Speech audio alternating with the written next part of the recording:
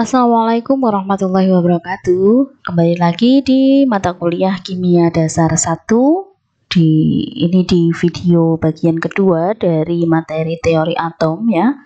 Kalau kemarin kita sudah belajar mengenai teori atom Dalton sampai dengan teori atom Rutherford, maka di video kali ini kita akan mulai dari teori atom Bohr atau setelah Rutherford ya. Oke, sebelum ke teori atom Bohr, kita ulangi lagi tentang teori atom Rutherford. Jadi, di video yang lalu kita sudah belajar bahwa Rutherford itu menyatakan bahwa atom terdiri dari inti atom yang bermuatan positif yang merupakan terpusatnya massa. Kemudian di sekitar inti terdapat elektron yang bergerak mengelilingi inti dalam ruang hampa.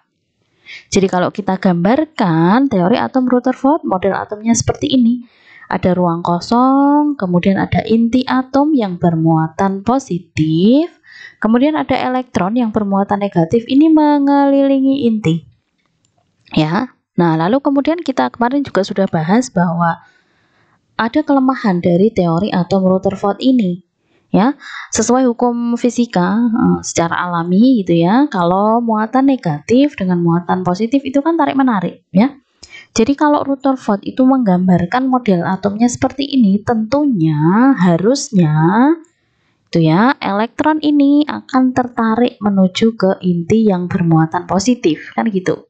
Apalagi elektronnya kan bergerak terus, lama-lama kehilangan energi sehingga dapat jatuh ke inti kan gitu. Nah, ini tidak bisa dijelaskan oleh Rutherford. Jadi Rutherford itu tidak bisa menjelaskan mengapa elektron ini tidak jatuh ke inti. Gitu ya. Jadi ini nggak bisa menjelaskan bahwa elektron ini nggak jatuh ke inti. Harusnya kan jatuh, secara hukum fisikanya kan jatuh gitu ya. Nah, yang bisa menjelaskan ini kemudian oleh ilmuwan selanjutnya yaitu oleh Niels Bohr. Ya, mari kita ulas nih teori atom Bohr. Nah, jadi teori atom Bohr ini sekitar 2 tahun setelah teori atom Rutherford ya.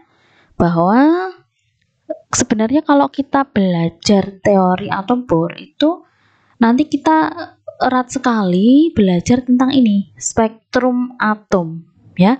Jadi kenapa kita harus belajar spektrum atom? Karena sebenarnya teori atom Bohr ini bertolak dari ini, spektrum atom hidrogen yang mempunyai garis-garis tertentu. Nah, apa sih sebenarnya spektrum itu? Nanti akan kita pelajari di slide setelah ini. Nah, kalau kita ungkapkan teori atom Bohr itu menggambarkan atom itu sebagai di tengah adalah inti yang bermuatan positif, kemudian ada elektron-elektron pada lintasan tertentu. Jadi lintasan ini oleh Bohr disebut sebagai kulit ya, kulit atom atau simbolnya adalah N kecil. Nah, ada kulit pertama, kulit kedua, kulit ketiga gitu ya, yang masing-masing terisi elektron. Nah, elektron tidak jatuh ke inti itu menurut Bohr karena elektron ini berada pada keadaan yang stasioner. Nah, stasioner itu apa? Stasioner itu adalah tidak melepas maupun tidak menerima energi. Sehingga karena tidak melepas maupun tidak menerima energi, maka elektron itu tetap bisa berada pada lintasannya. Nah, itu adalah pandangan dari Bohr. Gitu ya. Nah, kenapa Bohr ini dengan yakin gitu ya? Kenapa Bohr ini dengan yakin bisa menjelaskan bahwa elektron ini berada dalam keadaan stasioner. Elektron ini misalkan pada N sama dengan 1 ini tidak melepas maupun tidak menerima energi, itu sebenarnya ada perhitungannya gitu ya, enggak tidak asal gitu ya. Nah, ini bertolak dari tadi spektrum atom hidrogen. Oke, kita akan memahami lebih lanjut mengenai apa itu spektrum atom, khususnya di sini kalau kita bahas Bohr berarti spektrum atom hidrogen gitu ya. Kita mulai dari pertanyaan sederhana dulu. Apa itu spektrum? Nah, jadi mungkin kalian ada yang sudah tahu, ada yang belum tahu gitu ya. Tapi sepertinya banyak yang belum tahu nih, apa itu spektrum. Nah, jadi ini sebenarnya nanti hubungannya dengan gelombang elektromagnetik gitu ya, spektrum atom ini. Karena Maxwell itu menyatakan bahwa cahaya itu adalah merupakan gelombang elektromagnetik, ya. Jadi di samping mempunyai sifat listrik, atom itu kan bisa menyerap maupun memancarkan cahaya. Nah, cahaya ini tidak lain dan tidak bukan adalah gelombang elektromagnetik. Nah, kalau kita gambarkan ini gelombang itu kan seperti ini ya. Jadi ada gelombang magnet, ada gelombang listrik. Nah, kalau cahaya itu dua-duanya, jadi gelombang elektromagnetik kita sebutnya seperti itu. Nah, berbicara mengenai gelombang elektromagnet itu erat kaitannya dengan adanya warna yang bisa kita lihat. Nah, ini silakan kalian perhatikan gambar yang atas ini. Kalau cahaya putih itu dilewatkan ke dalam prisma gitu ya, dilewatkan pada prisma, ternyata cahaya putih ini akan istilahnya apa ya, terurai gitu ya, terurai menjadi beberapa warna yang kita kenal dengan magico hibinium. Ini di SMA kalian mungkin sudah belajar ini di fisika ya, materi fisika sepertinya. Nah, ini adalah salah satu ciri dari gelombang elektromagnet. Nah, warna ini sebenarnya kalau kita letakkan di gelombang elektromagnetik itu adalah terletak pada range atau rentang visible ya. Visible itu yang bisa kita lihat. Nah, panjang gelombangnya. Jadi kalau gelombang itu kan punya panjang gelombang ya. Gelombang tuh nggak punya massa, tapi dia punya panjang gelombang. Range dari visible ya, itu adalah 400 nanometer sampai dengan 700 nanometer. Ini adalah range dari sinar visible atau sinar yang bisa kita lihat. Ya, ada magico hibinium tadi ya.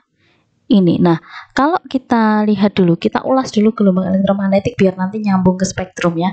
Jadi kalau kita jabarkan gelombang elektromagnetik itu ini dari panjang gelombang yang terpendek sampai dengan panjang gelombang yang terendah. Jadi kalau kita rumuskan ini di fisika juga sudah belajar bahwa lambda itu adalah seper dari energi ya, atau energi itu berbanding terbalik dengan panjang gelombang. Atau dari rumusnya itu kan H-nu per lambda gitu ya. Jadi kalau ini kita anggap ini kan tetap gitu ya, maka energi dengan panjang gelombang itu berbanding terbalik. Artinya kalau panjang gelombangnya itu pendek gitu ya, maka justru energinya itu gimana? Besar gitu ya. Kalau panjang gelombangnya panjang, berarti energinya kecil. Nah, kita lihat di sini ada ini, kalau yang di atas ini panjang gelombang, ini frekuensi, kemudian ini jenis radiasinya, nama radiasinya. Dari panjang gelombang yang terpendek dulu ada namanya sinar gamma. Nah, kemudian disusul lebih panjang lagi ada yang namanya sinar X. Nah, sinar X ini mampu menembus dalamnya atom ya sampai ke tingkat elektron, sehingga nanti penggunaannya dari sinar X ini banyak di bidang kedokteran ya, untuk ronsen itu. Kemudian lebih panjang lagi dari sinar X itu ada yang namanya sinar UV atau ultraviolet. Nah, ini biasanya untuk lampu. Kemudian lampu UV itu ya, pernah dengar ya atau lihat lampu UV. Nah, kemudian ada lagi range lebih panjang daripada panjang gelombang UV itu ada yang namanya panjang gelombang dari sinar visible atau sinar tampak. Nah, sinar tampak ini kalau diuraikan ini yang bawah ini. Jadi yang bawah ini adalah sinar tampak ya. Ya tadi warnanya magico hibinium tadi. Panjang gelombangnya adalah 400 sampai 700 satuannya nanometer. Kemudian lebih panjang lagi dari sinar tampak ada sinar inframerah. Nah, sinar inframerah ini nanti penggunaannya adalah untuk deteksi dari molekul ya. Molekul itu panjang gelombangnya berapa, itu bisa dideteksi dengan inframerah. Kemudian lebih panjang lagi ada sinar ini microwave ya. Jadi microwave itu yang biasa untuk memanaskan itu pakainya kita kan gelombang elektromagnetik gitu ya. Kemudian lebih panjang lagi dari microwave ada yang namanya radio ya. Jadi gelombang radio. Nah, gelombang radio itu ya ini ya bisa untuk mendengarkan siaran radio. Jadi radionya radionya di sana jauh tapi bisa kita dengarkan dari rumah. Itu kan pakainya adalah gelombang ya, gelombang radio. Kalau sekarang sudah nggak musim ya radio ya. Nah, musimnya podcast dan lain-lain ya, sosmed ya. Oke, nah kalau kita bicara gelombang radio, maka panjang gelombangnya adalah terpanjang di antara gelombang-gelombang yang lain gitu.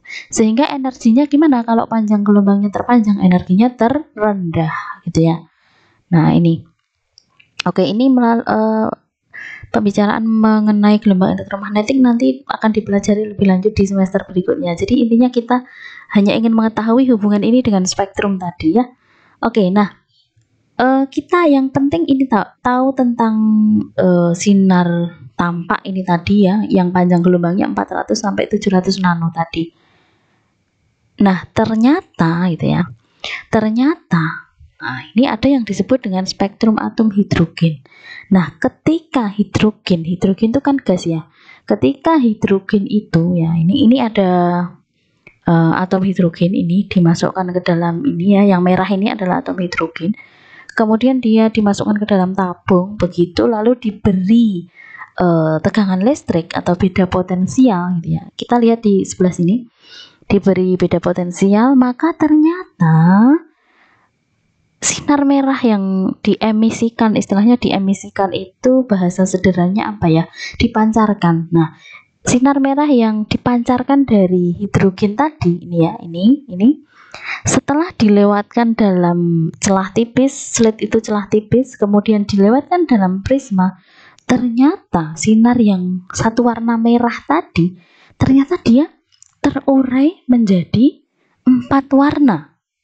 Ya, 4 warna ini warna apa saja? Ini di bawah ini, warna ungu, warna biru, warna hijau, dan warna kuning. Ya, jadi ternyata sinar yang dihasilkan oleh hidrogen yang tadinya berwarna merah itu kalau dilewatkan dalam prisma ternyata jadi 4 warna. Gitu ya. Warna ungu, biru, hijau, dan kuning. Nah, ungu ini ternyata panjang gelombangnya kalau dicocokkan dengan gelombang tadi, visible tadi, sinar tampak tadi, ungu itu panjang gelombangnya 410 nanometer. Biru 434 nano, kemudian yang hijau 486 nano, dan yang kuning 656 nano. Nah, ini kita sebut sebagai spektrum atom hidrogen. Jadi 4 warna, 4 garis warna yang dihasilkan tadi kita sebut sebagai spektrum atom hidrogen, gitu ya. Paham ya? Semoga paham ya. Nah, kalau kita istilahnya kita pelajari lebih lanjut, spektrum itu sebenarnya ada 2 ya. Jadi sebelum lanjut ini saya jelaskan dulu, ada yang namanya spektrum kontinu dan ada yang namanya spektrum garis. Nah, spektrum kontinu ini sering kita lihat pada saat kita melihat pelangi ya. Jadi di alam itu ada juga spektrum. Pelangi itu adalah contoh dari spektrum kontinu. Jadi kalau kontinu itu ya warnanya nggak ada pemisahnya gitu ya, nggak ada garis-garisnya ya. Seperti di warna dari range sinar visible atau sinar tampak tadi itu namanya adalah spektrum kontinu. Jadi Magico Hibiniu berurutan begitu, nggak ada pemisahnya, itu namanya spektrum kontinu. Bisa kita temukan pada warna di pelangi atau warna peruraian dari sinar putih yang dilewatkan prisma tadi, namanya spektrum kontinu. Nah, selain spektrum kontinu ada yang namanya spektrum garis. Nah, spektrum garis ini adalah spektrum yang dimiliki oleh unsur-unsur di alam ini atau yang dimiliki oleh atom. Paham ya? Nah, spektrum garis itu wujudnya kayak apa sih? Nah, wujudnya kayak ini tadi ya. Ini gambar ini. Jadi ini warna ungu, biru, hijau, kuning ini kan terpisah ya, terpisah-pisah. Nah, maka ini kita sebut sebagai spektrum garis. ya. Jadi beda dengan pelangi tadi ya, jelas beda. Oke. Jadi setiap unsur itu punya spektrum garis yang khas. Nah, maksudnya ya, jadi spektrum atom hidrogen dengan spektrum atom helium itu beda gitu ya. Garis-garisnya ini yang terbentuk ini beda. Nah, ternyata spektrum atom hidrogen yang tadi teramati pada panjang gelombang tertentu, yang ini saya gambarkan di atas ini, ada ungu 410, hijau biru 434, hijau 486 dan kuning 656. Ini ternyata itu pas dengan deret yang kita sebut deret Balmer ya. Jadi ini pada rentang sinar atau cahaya tampak. Ini pas dengan deret Balmer. Jadi sebelum itu ada beberapa ilmuwan gitu ya yang mencoba menghitung beda energi antara loncatan elektron antara kulit-kulit tertentu pada atom hidrogen. Ada yang namanya Lyman. Ya, dia menemukan deret Lyman, kemudian Balmer, deret Balmer.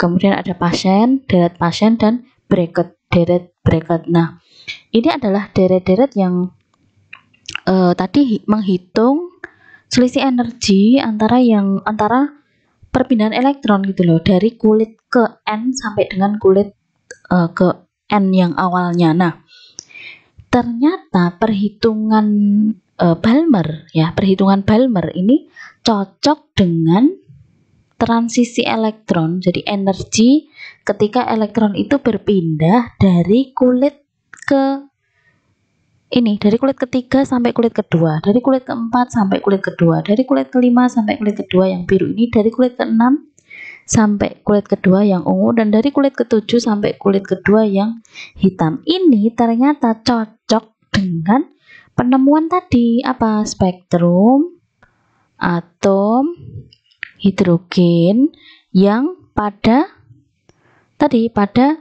rentang sinar tampak. Ya, jadi Balmer itu yang pada rentang sinar tampak. Berarti yang ada garis juga yang memang tidak bisa kita amati karena tidak pada sinar tampak, yaitu ini tadi Lyman, Paschen, dan Brackett. Kayak gitu ya. Jadi semoga ini paham. Jadi ini hubungannya dengan tadi teori atom Bohr tadi, bahwa dia menemukan ternyata ada keadaan stasioner gitu ya dari elektron di kulit-kulit tertentu. Tadi ini ternyata hitungannya pas dengan hitungan deret-deret ini tadi. Nah, kalau kita contohkan spektrum garis yang lain, ini ada spektrum dari natrium ya. Natrium ini garisnya adalah kuning ini. Jadi di sekitar mungkin sekitar 580 sampai 590 nano ya, ini kuning ini adalah deret maksudnya spektrum garis spektrum atom dari natrium. Nah, ini makanya kalau natrium itu dibakar itu nyalanya kuning ya. Nah, ini yang A ini adalah spektrum kontinu. Tadi seperti pelangi tadi ya, spektrum kontinu ini. Yang B tadi natrium tadi. Kemudian yang C ini spektrum atom hidrogen. Kalau range-nya pada range sinar tampak, berarti ini tadi ketemunya ini ya tadi ya. Yang ungu, hijau sama kuning ini. Oke, jadi itu adalah mengenai spektrum atom hidrogen. Yang ini menjadi dasar bagi teori atom Bohr ya. Jadi bahwasanya sebenarnya pada spektrum atom hidrogen ini ada yang namanya delta E. Delta E itu adalah selisih energi. Energinya siapa? Energinya elektron gitu ya. Energinya elektron dari kulit ini, dari kulit EF itu energi final. Final itu berarti dari ini yang terakhir tadi, kulit yang terakhir dikurangi dengan EI. I itu initial, jadi awal, dari kulit awalnya. Jadi perpindahan dari awal dan akhir itu selisihnya berapa, itulah yang disebut dengan delta E. Nah, ini bisa dihitung ya. Jadi bisa dihitung, rumusnya adalah, jadi pada saat itu juga ada yang namanya ilmuwan yang namanya Rydberg, dan dia mendapatkan tetapan ya, tetapan sebesar ini 2,18 kali 10 pangkat min 18. Jadi ini yang betul gini ya, 2,18 kali 10 pangkat min 18 Joule. Nah, ini kalau kita mau nyari delta E-nya, kita masukkan aja tetapan Rydberg-nya ke sini. Jadi ini rumusnya yang dipakainya. Ya, jadi delta E itu sama dengan H dikali U sama dengan tetapan Rydberg RH dikali dengan 1/N inisial. Inisial itu adalah N awal. Jadi pada kulit awal ya, kuadrat min 1/NF. NF itu final, berarti kulit akhirnya elektron itu di mana? Itu ya, kuadrat. Nah, ini rumusnya ini. Kemudian nanti silahkan kalian mengerjakan soal ini dengan rumus yang tadi ya. Jadi soalnya adalah ini. Berapakah panjang gelombang dari suatu foton ya pada satuannya nanometer yang teremisi selama transisi dari N inisialnya 5 ke NF finalnya 2. Jadi dari kulit kelima ke kulit kedua.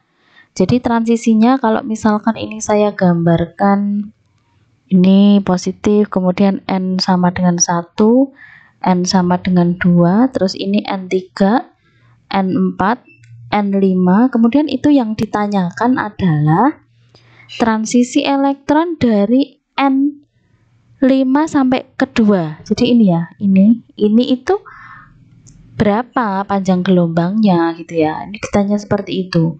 Berarti caranya yang pertama adalah kalian harus menghitung delta E dulu pakai rumusan tadi yang ada tetapan Rydberg-nya tadi. Kemudian dari delta E ini bisa dicari panjang gelombangnya ya dengan rumus tadi ya, hubungan antara E dengan panjang gelombang tadi yang di awal tadi ya. Jadi kalian coba ngerjakan soal ini untuk mengetahui sudah paham atau belum gitu ya. Nah, kembali ke tadi mengenai deret tadi pada spektrum atom hidrogen tadi di tabel 7.1 ini adalah variasi dari emisi spektrum hidrogen ya. Jadi kalau deret 5 tadi dari N finalnya 1, kemudian N inisialnya 2, 3, 4. Nah, ini spektrum daerahnya adalah ultraviolet UV, jadi nggak bisa kita lihat. Nah, kalau yang bisa kita lihat tadi yang Balmer tadi ya, ini ya. Jadi ini dari NF-nya 2, finalnya 2, kemudian awalnya dari kulit ke 3, 4, dan 5. Kemudian seterusnya ada pasien, ini N akhirnya 3, N awalnya itu kulit ke 4, 5, dan 6. Ini daerahnya rentangnya infrared, jadi juga nggak bisa kita lihat. Kemudian bracket juga infrared juga ya. Jadi yang membedakan di sini adalah NF dan NI yang bisa kita hitung dengan persamaan tadi, rumus di awal tadi. Oke, jadi seperti itu. Nanti ini dikerjakan soalnya ya supaya bisa paham atau belum. Nanti kita bahas di pertemuan selanjutnya. Nah, oke. Kemudian setelah teori atom Bohr itu kita akan membahas mengenai teori atom mekanika kuantum. Jadi teori atom mekanika kuantum ini teorinya juga panjang ya awal mulanya. Jadi nanti ini kita bahas di video selanjutnya supaya videonya kali ini tidak terlalu panjang. Oke, terima kasih atas perhatiannya. Tetap semangat belajar dan wassalamualaikum warahmatullahi wabarakatuh.